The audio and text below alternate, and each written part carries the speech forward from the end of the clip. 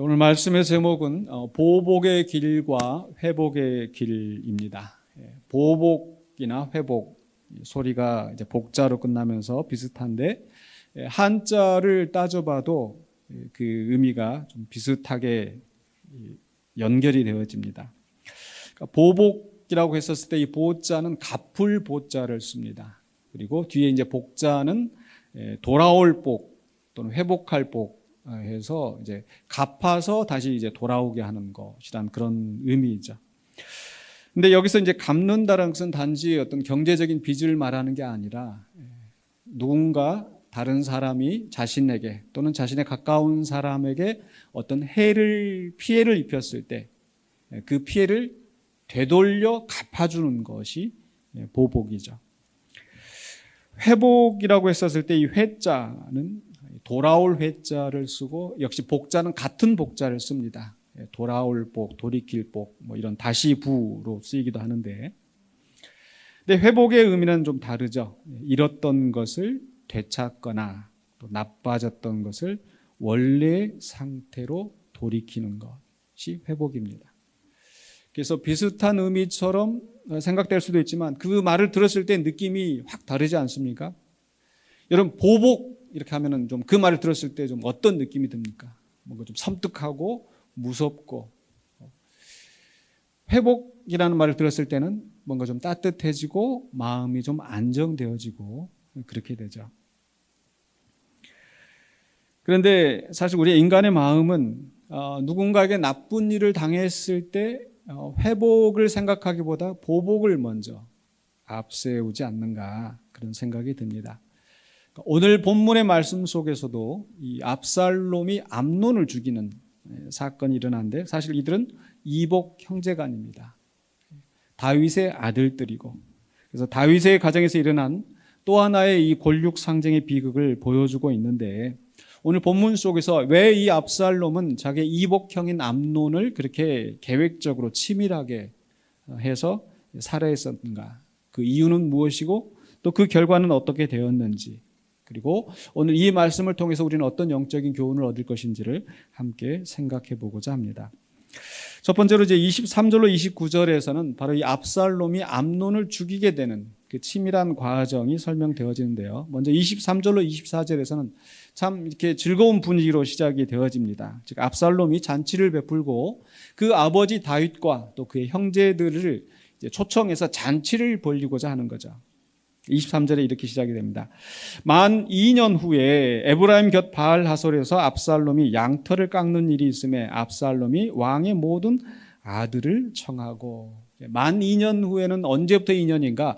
바로 앞에 일어났던 일, 무슨 일입니까? 바로 이 암논이 자기의 이복 누이인, 즉 압살롬의 이 친동생인 이 다말을 강간하고 또 이제 버린 그런 사건이 일어나죠. 그 이후로 아무런 어떤 조치도 취해지지 않고 그냥 2년이 지나가는 겁니다.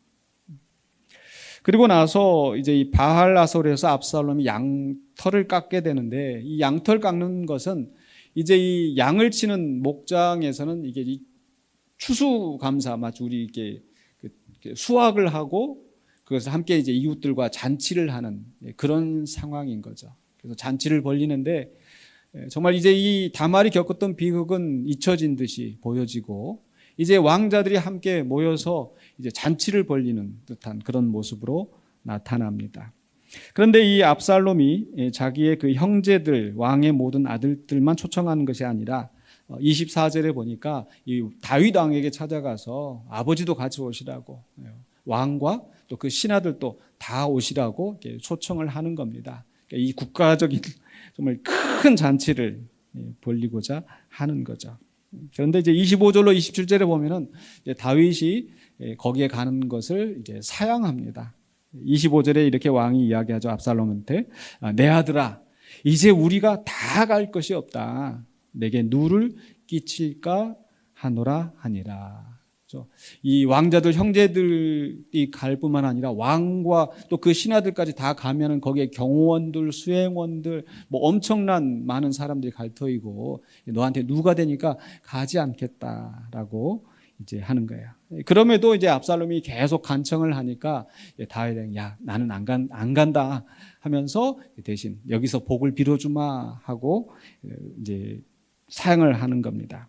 그런데 사실 이렇게 다윗이 이 사양한 거기에 가기를 거절한 데는 충분히 예상할 수 있는 일이었습니다. 왜냐하면 이 잔치가 있는 이 바알 하솔이라고 하는 곳은 이 예루살렘에서 북쪽으로 약 24km 떨어진 곳이기 때문에 지금 같으면은 어떤 일이 생기면 금방 차로 이동하는 거리이지만 30분이면 올 수 있는 이런 거리지만 그 당시에는 그렇게 돼 있지 않잖아요. 그런데 만약에 이 왕과 신하들과 모든 왕자들이 그쪽에 가서 갑자기 무슨 일이 벌어지면 이 나라가 큰 위험에 빠지는 겁니다. 그래서 어쩌면은 다윗은 그런 상황들을 염려해서 우리가 다 갈 것은 없다. 너희들끼리 잘 보내라. 아마 이렇게 한 것이 아닌가 싶습니다. 그런데 사실 이 압살롬이 그렇게 왕을 초청한 데는 다른 꿍꿍이가 있었던 거예요. 왜냐하면 26절에 보니까 압살롬이 이르되 그렇게 하지 하시려거든 청하건대 내 형 암논이 우리와 함께 가게 하옵소서. 왕이 못 오신다면은 그렇다면 왕의 큰아들인 그 암논 형 암논을 우리와 함께 가게 하소서. 그래도 다윗은 굳이 암논이 너와 함께 갈 게 있겠느냐라고 말을 합니다. 왜냐하면 사실 이 암논과 이 압살롬 사이에 벌어진 일을 어느 정도 다윗은 또 알고 있었고 어느 정도가 아니라 이제 알고 있잖아요. 내용을 알고 있는데 암논이 가서 좀 서로 어색하지 않을까 아마 이런 생각도 했을 것 같습니다.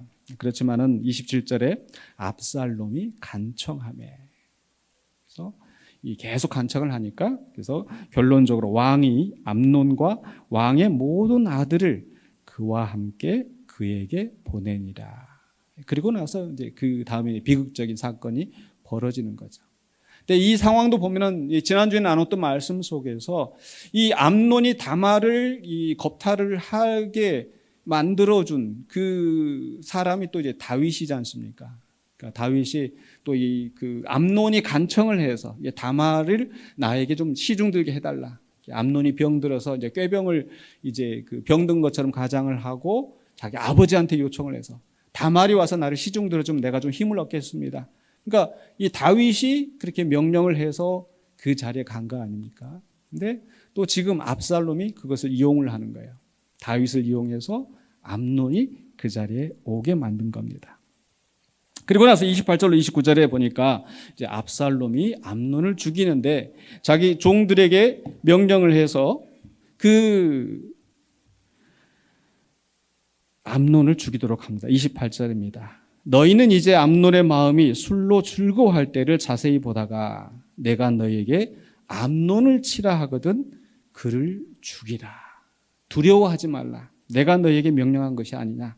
너희는 담대히 용기를 내라. 이 종들이 이 왕자를 죽인다라는 게 큰 일이죠. 그런데 이 압살롬이 내가 책임질 테니까 걱정하지 말라라고 하는 거죠. 그래서 29절에 이 종들이 압살롬이 명령한 대로 그대로 이 암논을 죽입니다. 그리고 그 자리에 있었던 이 다른 왕자들은 노새를 타고 도망갔다라고 이제 사건 끝이 나는 것처럼 보입니다. 근데 이 과정에서도 보면은 이 암논을 술 취하게 해서 방심하게 해서 이렇게 사건을 벌리는 것도 앞서 다윗이 행했던 그런 일들을 또 연상하게 하죠. 즉 다윗이 그 밧세바를 범하고 자기의 죄를 감추기 위해서 우리아를 술 취하게 만들어서 자기의 죄를 덮으려고 했던 그런 상황들을 또 연상하게 하는 겁니다. 어쨌든 압살롬은 자기가 원하는 대로 이 암논을 죽였습니다. 그런데 이제 그 소문이 또 이제 퍼지는 거죠. 30절, 31절에 보니까 그들이 길에 있을 때, 즉 왕자들이 지금 이제 부지런히 도망을 가고 있는데 예루살렘으로 돌아가는 길에 먼저 그 소문이 다다른데 압살롬이 왕의 모든 아들들을 죽이고 하나도 남기지 아니하였다는 소문이 다윗에게 이르매. 모든 왕자들이 다윗을 이어서 왕이 될 만한 왕자들이 다 죽었다라는 소식이 왕궁에 들리는 겁니다.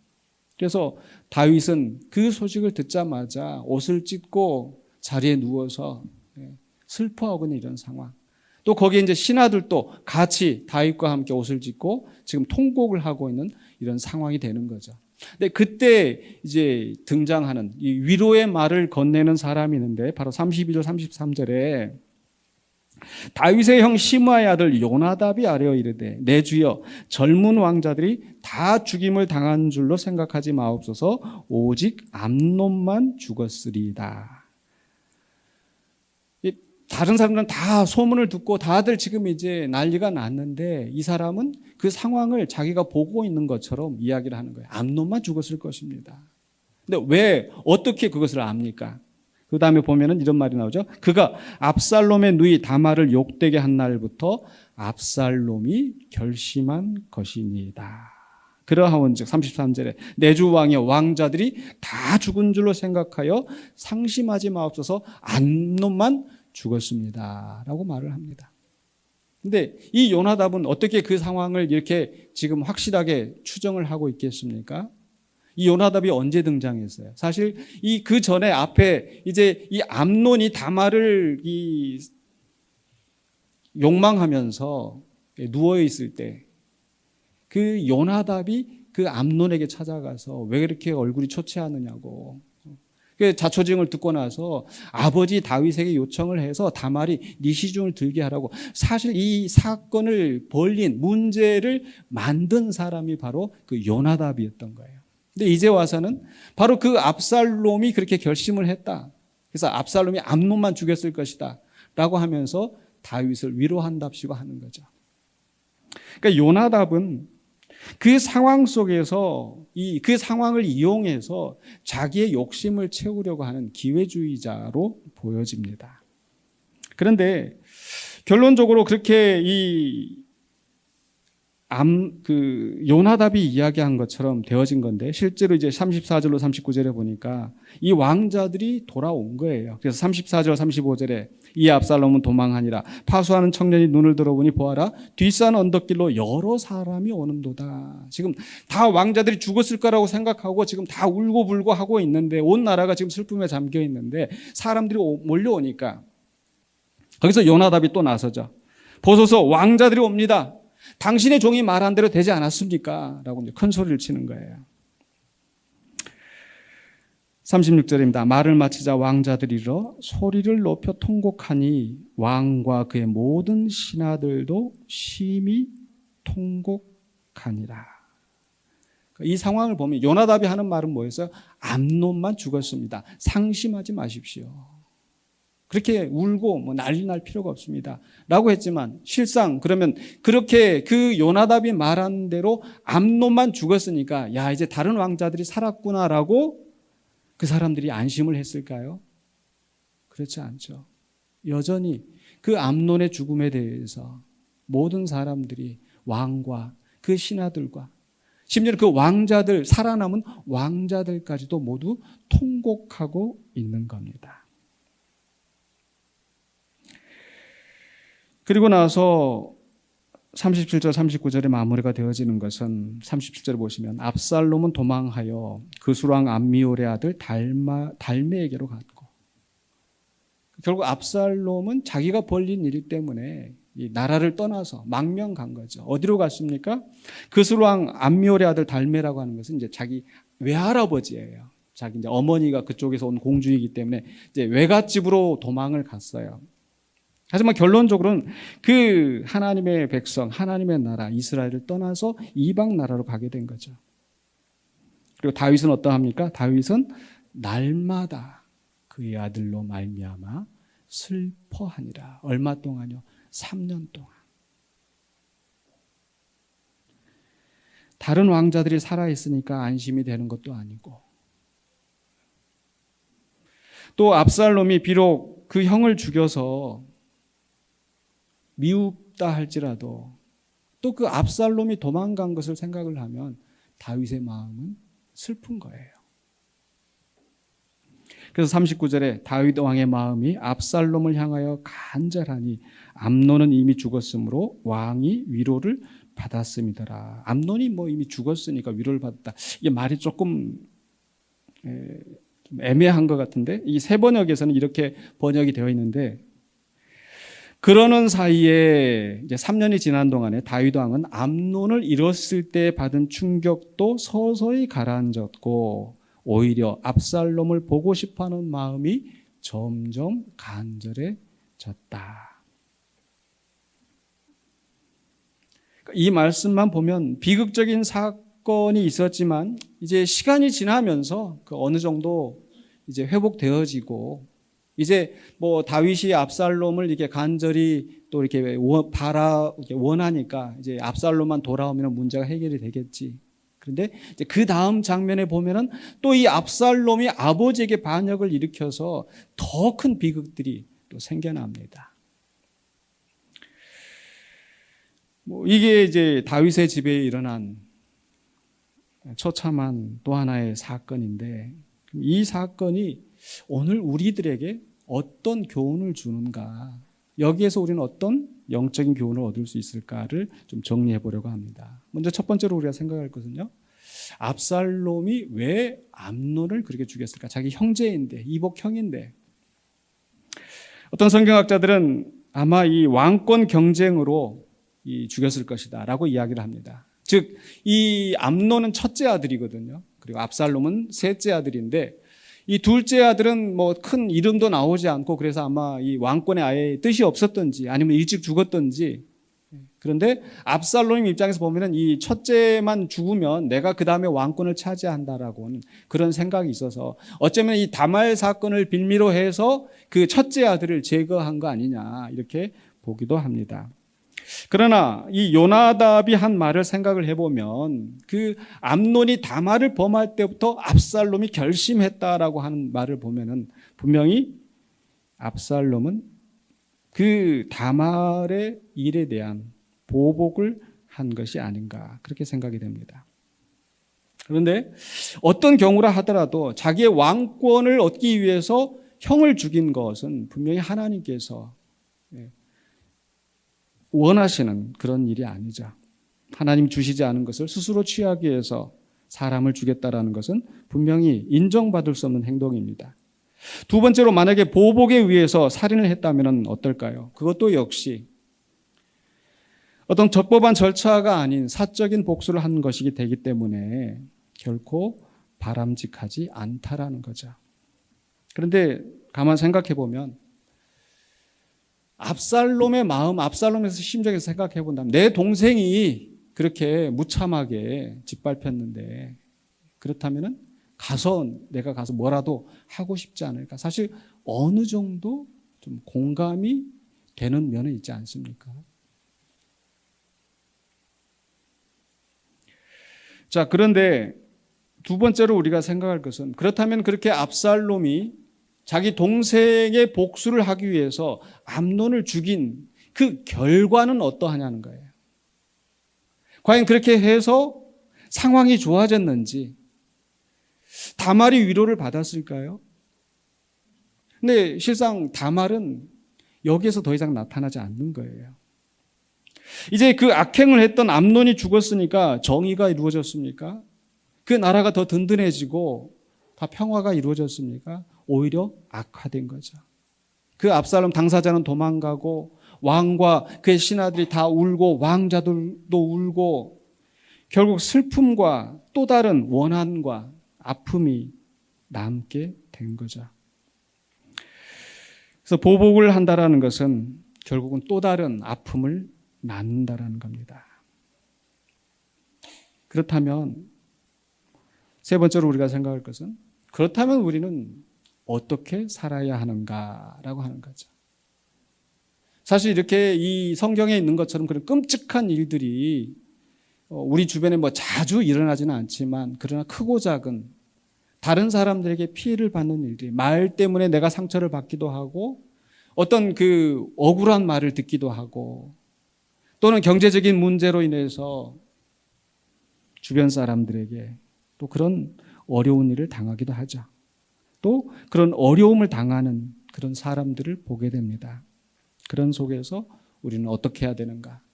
그저 악한 일이 벌어지고 피해가 발생하였는데도 그저 눈 감고 그냥 조용히 내 살 길만 살아가면 되는 것인가? 그렇지 않다라는 거죠. 그래서 저는 오늘 주보에도 이렇게 정리를 했습니다마는 바로 보복이 아닌 회복으로 가야 된다라는 거. 그래서 회복적 정의라는 것을 말씀을 드렸는데요.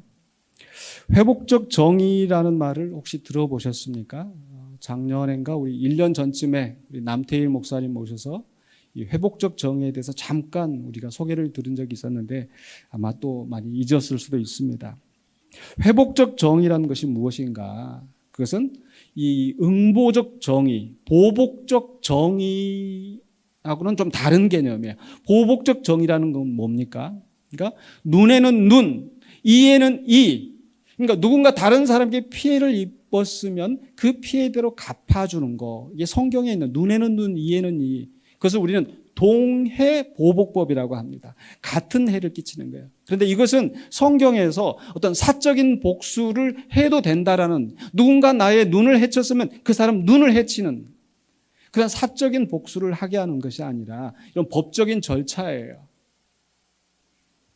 누군가 다른 사람의 눈을 해야 했으면 그 사람의 눈을 다치게 하는 같은 기준의 형량을 받게 하라는 그런 의미인 거죠. 그래서 결코 사적인 복수를 말씀하는 게 아니라는 거예요. 그런데 과연 이 동해보복법으로 정의와 평화가 이루어지는가? 사실 이 현대 사회에서도 이 눈에는 눈, 이에는 이가 아니라 할지라도 이 형사소송법, 형사소송 뭡니까? 그러니까 누군가 우리 집에 와서 물건을 훔쳐가거나 또는 내가 사기를 당해서 돈을 잃어버렸거나 해서 내가 이제 고소를 하지 않습니까? 또는 이제 경찰의 수사가 진행이 되어서 그러면 그 사람한테 벌금형을 내리고 또는 징역형을 내리고 거기서 끝나는 거예요. 즉, 이 형법에 의하면은 피해자의 피해에 대해서는 전혀 이야기를 하지 않고 그 가해자에게 거기에 해당하는 징계를 받게 하는 거. 이게 보복적 정의 또는 응보적 정의라는 거죠. 그런데 피해자는 어떻게 하냐는 거예요. 그러니까 오늘 본문 속에서도 압살롬이 암논을 죽였지만 그러나 정작 가장 큰 피해를 입은 다말에 대해서는 전혀 아무런 조치가 취해지지 않고 있다는 겁니다. 정말 억울하고 힘든 사람은 다말인데. 그래서 회복적 정의라고 하는 것은 가해자를 어떻게 벌줄 것이냐에 초점을 맞추는 것이 아니라 그 피해자의 회복에 초점을 맞춘다고 하는 거죠.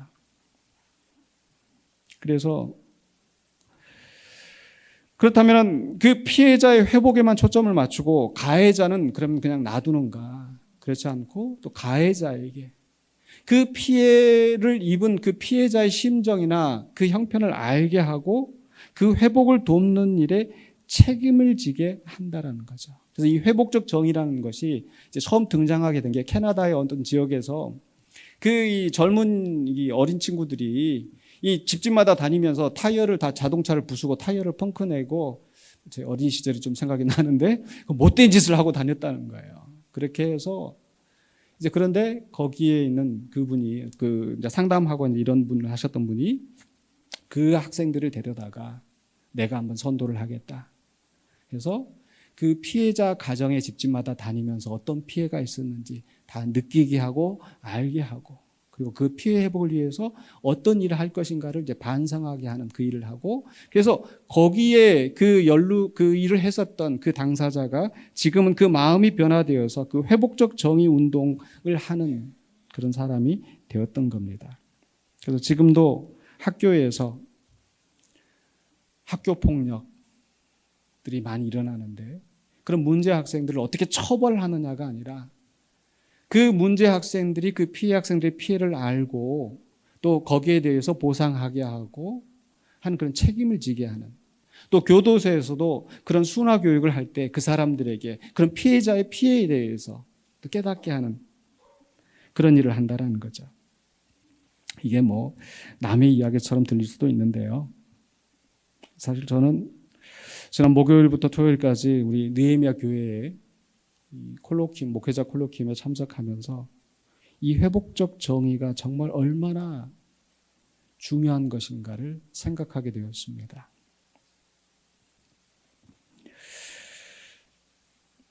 그 이유는 뭐냐면 저희들이 이제 첫날 목요일 날 가서 그 세미나가 있었는데 바로 이 제주의 이 4.3 사건의 피해자의 이제 유족 자손인 거죠. 그 자손이 한상희라고 한 분이 있었는데 그분이 4.3 사건이 나에게 건넨 말이라고 하는 책을 썼고 또 이 4.3 사건을 알리고 하는 그런 일들을 많이 하신 분이셨어요.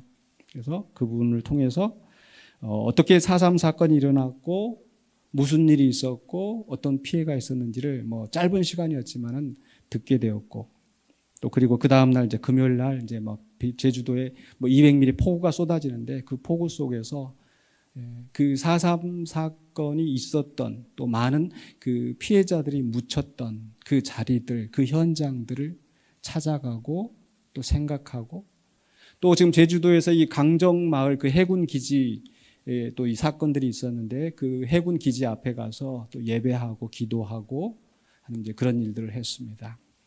여러분들 4.3 사건에 대해서 얼마만큼 알고 계십니까?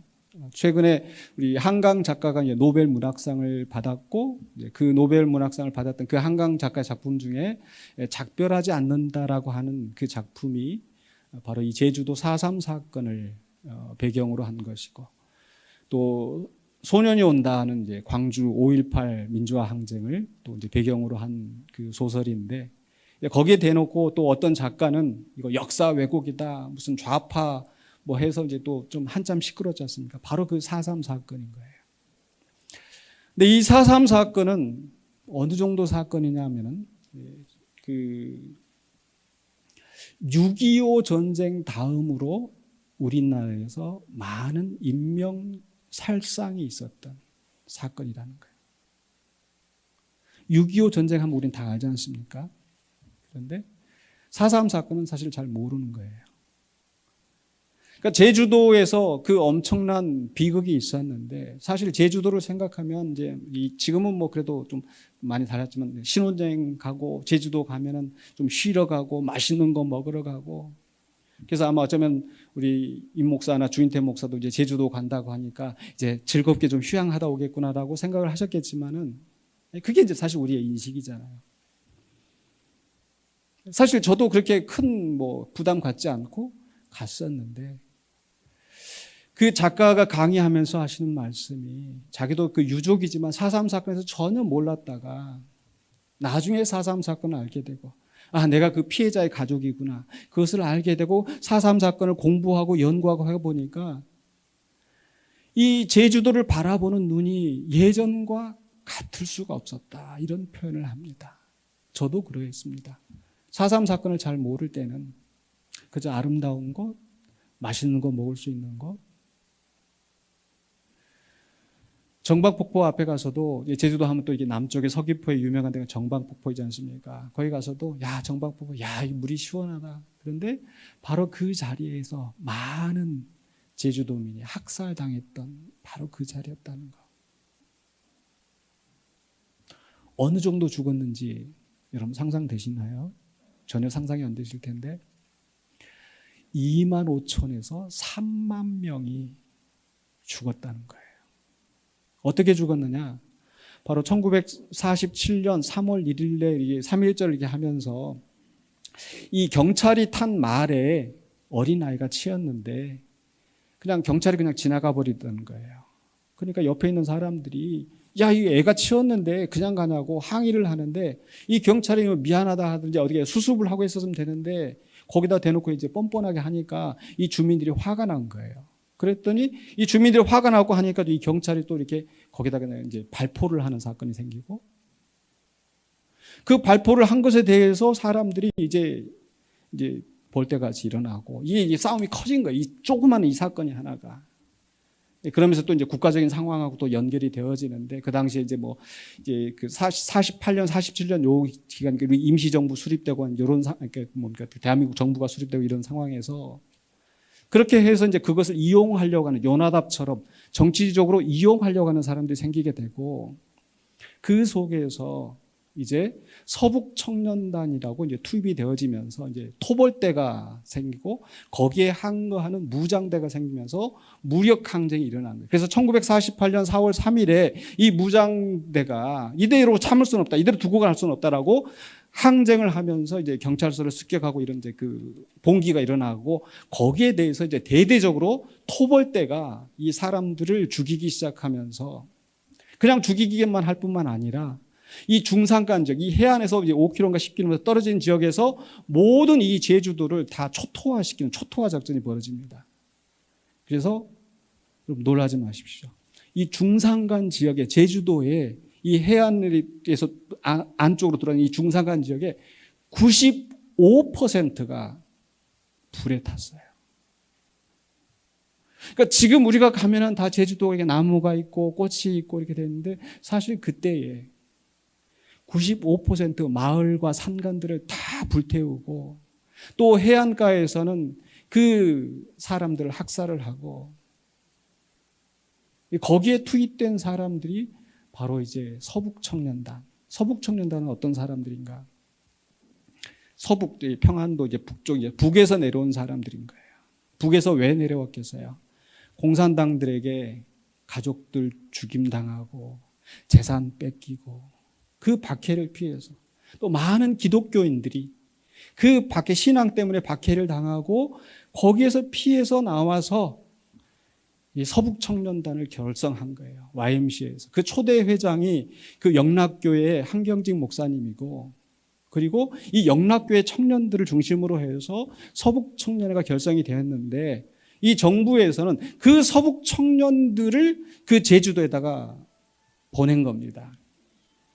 그래서 이들이 가서 어떻게 해요? 이 빨갱이들 잡아야 된다고 하면서 그저 이 민간인들 집에 들어가서 다 잡아서 죽이고 하는 그런 과정 속에서 2만 5천 명, 3만 명 되는 제주도민이 죽임당한 것이고 또 저희들이 현장에 가서 이렇게 보니까 역사를 보니까 예비검속이라고 해서 이제 우리나라에 6.25 전쟁이 나니까 1950년 6.25 전쟁이 나니까 그 예비검속이라 해서 전국에서 이 공산당하고 연결이 될 만한 그런 가족들, 사람들 이런 사람들을 미리 다 구속하는 거예요. 잡아가두는 거예요. 근데 잡아가둘 뿐만 아니라 그들을 법적인 적절한 절차나 수사나 재판도 없이 그들을 경찰이, 군인들이 죽이고 떼거지로 묻어놓고 그래서 그 제주도 공항에 거기 정뜨르 비행장이라고 있었는데 바로 지금도 그 아래에 아직 발굴되지 않은 유해들이 있다는 거예요. 아마 4.3 제주도 4.3 사건 이렇게 아마 인터넷에서 찾아보면 그 막 뼈들이 엉켜 있는 그런 장면들을 보실 수가 있을 거예요.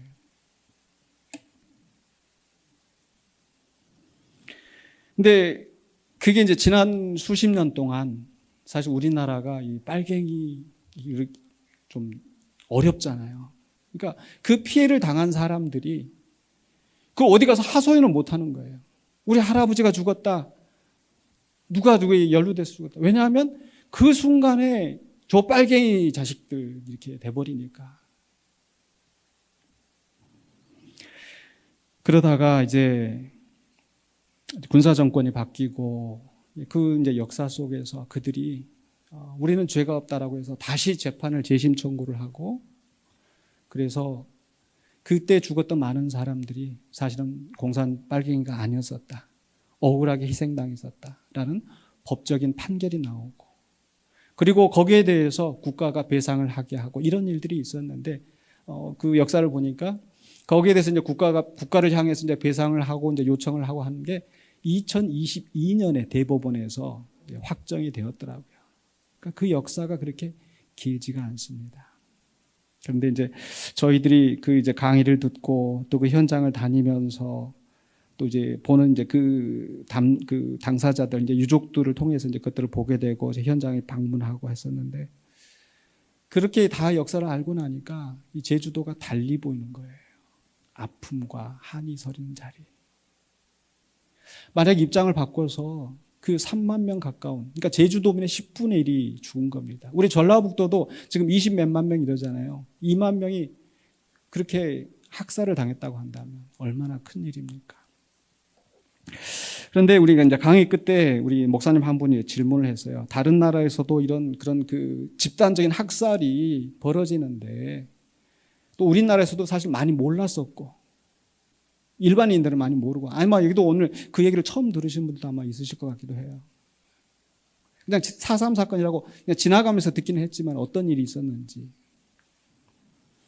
근데 어떻게 해서 이런 일들이 이제 알게 되고 또 이렇게 진행이 되었는가라고 했었을 때 그분이 그 작가가 하시는 말씀이 우리 4.3 이 재단에서는 이 보복이 아니라 바로 진상규명을 하고 피해자들의 그 명예를 회복하고 그 유족들에게 피해 변상을 하게 한 거기에 초점을 두었습니다. 라고 하면서 회복적 정의를 다시 말씀하시더라고요. 그래서 사실 저도 이제 거기 그 제주도 내려가기 전에 사실 어느 정도 설교 준비를 해놓고 갔었는데 설교 방향이 바뀌었어요. 그전에는 제가 설교 준비했던 건 이렇게 복수하고 해봐야 더 이렇게 힘들어집니다. 라고만 거기까지만 결론인데 뭔가 좀 마음에 차지 않았었는데 이거구나. 그저 피해를 당한 것에서 우리 성경에서 원수를 사랑하라 원수 갚지 말라고 했으니까 내가 원수를 갚지 말아야지 거기서 끝나는 게 아니라 우리가 좀 더 적극적으로 그 피해자에 대해서 피해에 대해서 우리가 생각을 하고 그 회복이 이루어지도록 나가는 게 주님이 원하시는 게 아닐까. 분명히 성경은 우리에게 보복의 길을 가라고 말씀하지 않으실 겁니다. 그렇지 않습니까? 원수 갚지 말라. 원수 갚는 것이 내게 있다라고 말씀하시는데 우리 예수님께서도 그 자기를 잡으러 오는 그 사람들 향해서 베드로가 칼을 휘두를 때 그 귀를 떨어뜨렸을 때 어떻게 하셨습니까? 칼로 사는 자는 칼로 망할 것이다 라고 하면서 그 종의 귀를 치유하게 하셨던 예수님.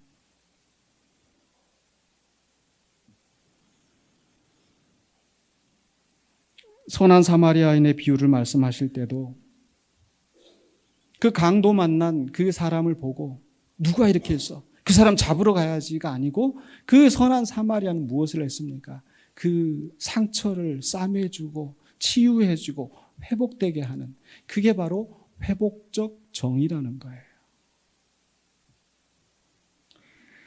만약에 압살롬이 그렇게 보복하는 것이 아니라 자기 동생의 마음을 헤아리고 어떻게 해야 이 아이가 치유되어서 정상적인 삶을 살아갈 수 있을까? 여기에 초점을 맞췄더라면 성경의 기사는 달라지지 않았을까요? 다윗은 또 어떠했습니까? 거기에 대해서 아무것도 하지 않고 그저 화만 내고 넘어갔었는데 자기 딸의 아픔을 생각을 하면서 이 아이가 어떻게 하면 회복될 수 있을까? 암논을 불러다가 그 잘못을 분명하게 알게 하고 그 다말에 대해서 책임을 지게 만약에 하였더라면 이렇게 압살롬이 암논을 죽이는 그런 일은 없지 않았을까요?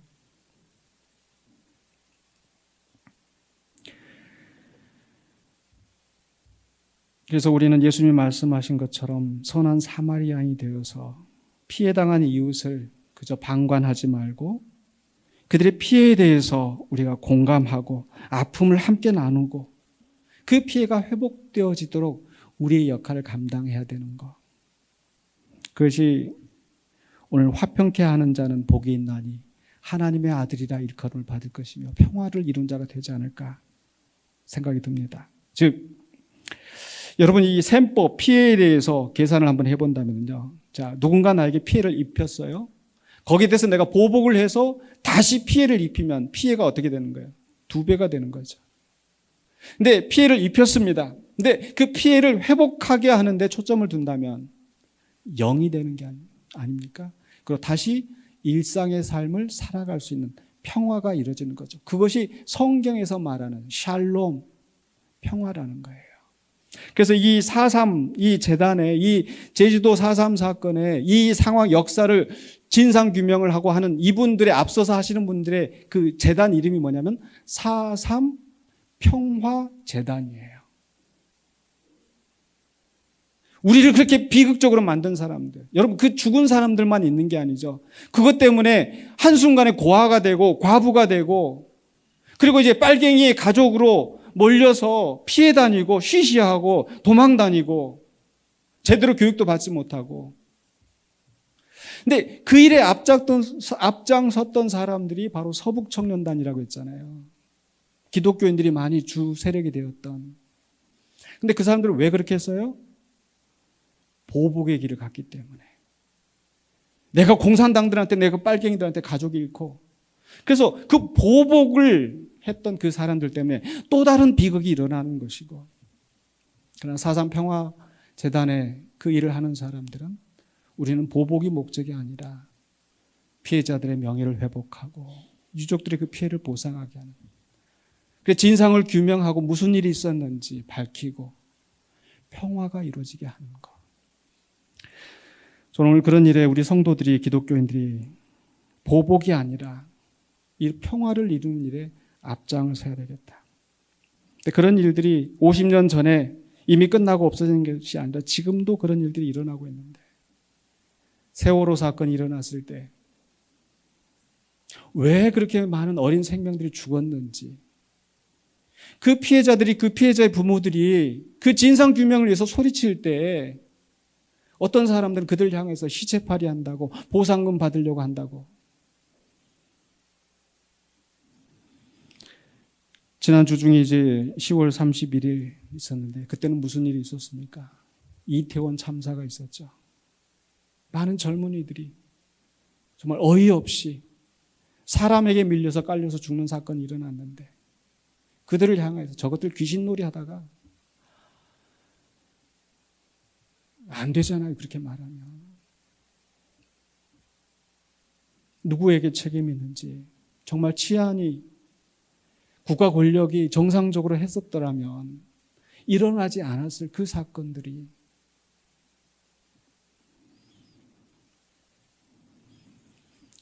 얼마 전에 또 최혜병의 순직 사건, 지휘관들의 어떤 공명심에 의해서 어이없는 죽음을 당하였던 그런 일들, 그렇게 뉴스된 사건, 많은 사건들 말고도 주변에서 또 우리 가정 안에서 일어나는 많은 아픔들이 있다라는 거예요. 결국 이 사람들은 악한 본성을 가지고 있기 때문에 의도했던 의도하지 않았던 그런 일들이 일어나는데, 그런 속에서 우리는 어떤 길을 가야 하는가? 우리 주님이 원하시는 길은 어떤 길인가? 보복이 아닌 회복의 길로 가기를 원하시고, 또 내가 직접 피해를 당하지 않았다 하더라도 그 피해당한 이웃에게 그들의 소리에 귀를 기울이고 그들의 아픔을 공감하면서 그 피해를 회복되어질 수 있도록 해서 평화를 이루는 하나님의 아들들이 되기를 원하신 줄로 믿습니다. 그래서 그 부르심에 응답하여 평화를 이루어가는 평화의 도구가 되시기를 주의 이름으로 간절히 축원합니다. 기도하겠습니다. 거룩하신 아버지 하나님, 오늘 성경 속에서 일어난 그 아픈 사건, 그저 하나의 사건으로 지나가는 것이 아니라 그 사건들을 통하여서 우리에게 외치는 하나님의 음성이 무엇인지 듣기를 원합니다. 다툼과 시기와 질투와 자신의 이익을 챙기려는 욕망 속에서 억울하게 짓밟히는 피해 울부짖음들이 이 땅에서 들려오는데, 그 속에서 평화가 깨어지고 갈등과 다툼이 난무하는 이 사회 속에서 그 세상을 바라보시면서 탄식하시는 주님의 심정을 우리가 헤아리기를 원합니다. 그저 방관하고 내일이 아니니까 넘어가는 우리가 아니라 그 주님의 마음을 생각하면서 우리가 피해 회복을 돕는, 회복의 길을 가는, 화평을 이루는 하나님의 아들들이 되게 하여 주시옵소서. 예수 그리스도 이름으로 기도하옵나이다. 아멘.